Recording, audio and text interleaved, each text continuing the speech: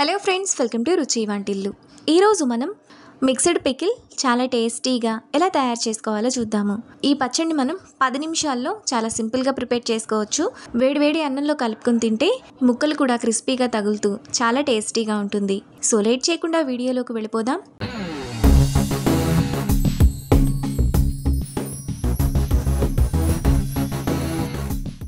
ముందుగా mixed pickle చేసుకోవడానికి ఒక పుల్లటి మామిడికాయను ఇలా చిన్న చిన్న ముక్కలుగా కట్ చేసుకోవాలి.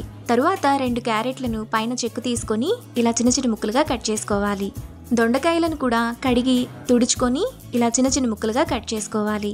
మనం తీసుకున్న దొండకాయలు, క్యారెట్, మామిడికాయ ముక్కలు సమానంగా తీసుకోవాలి. ఇప్పుడు మిక్సీ జార్ తీసుకొని అందులో 3 టేబుల్ స్పూన్ల సన్న ఆవాలు,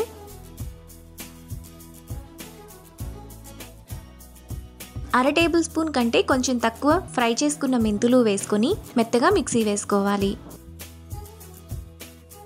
ఆవాలు, మెంతులను ఈ విధంగా మెత్తగా వేసుకొని ఒక బౌల్లోకి తీసుకొని పక్కన పెట్టుకోవాలి.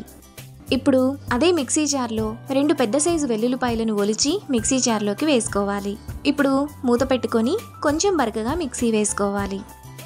చిన్నులపాయను ఇలా మిక్సీ వేసుకున్న తర్వాత పక్కన పెట్టుకోవాలి.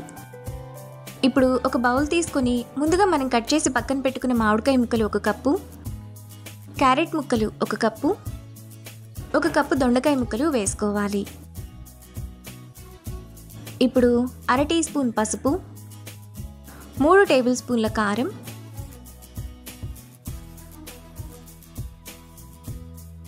ముందుగా మనం మిక్సీ వేసుకున్న మెంతులు, ఆవపిండి 3 టేబుల్ స్పూన్లు,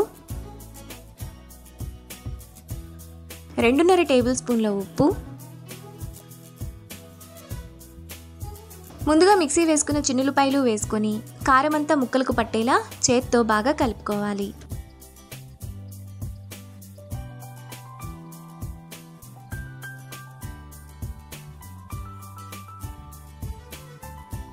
ఇలా కలుపుకున్న తర్వాత అందులో 1.5 కప్పు ఆయిల్ వేసుకొని చేత్తో బాగా కలుపుకోవాలి.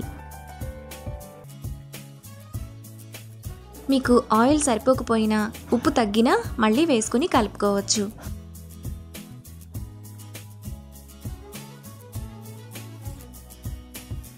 ఇలా కలుపుకున్న తర్వాత మనకు మిక్స్డ్ పికిల్ రెడీ అయిపోతుంది.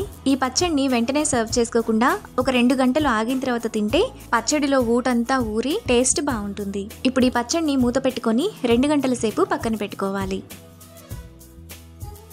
2 గంటల తర్వాత పచ్చడిలోని ఆయిల్ అంతా పైకి వచ్చేసి మనకు పచ్చడి రెడీ అయిపోతుంది. ఇప్పుడు ఈ పచ్చడిని ఏదైనా ఎయిర్ టైట్ గ్లాస్లో స్టోర్ చేసుకుంటే మనకు 1 మంత్ వరకు ఫ్రెష్గా ఉంటుంది. మనకు చాలా టేస్టీగా మిక్స్డ్ పికిల్ రెడీ అయిపోయింది. ఇప్పుడు ఈ పచ్చడిని బౌల్లోకి తీసుకొని వేడివేడి అన్నంలో నెయ్యి వేసుకొని తింటే ఎంతో టేస్టీగా సింపుల్గా చేసుకునే మిక్స్డ్ పికిల్ రెడీ. ఈ రెసిపీని మీరు కూడా ట్రై చేసి మీకు టేస్ట్ ఎలా కుదిరిందో నాకు కామెంట్స్లో షేర్ చేయండి. ఈ వీడియో కనుక మీకు నచ్చినట్లయితే లైక్ చేసి, షేర్ చేసి, సబ్స్క్రైబ్ చేయండి.